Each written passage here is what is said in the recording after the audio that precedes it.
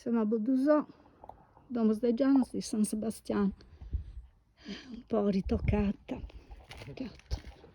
Qua c'era pure una porta, sicuramente ricovero di animali, però guardate, qua c'è una scanalatura per l'acqua,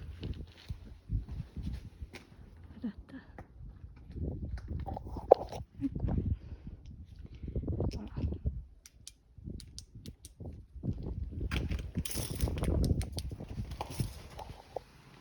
Wow,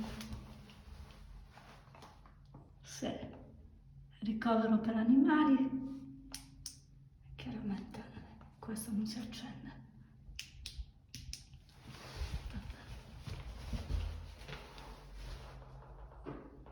Non si vede moltissimo,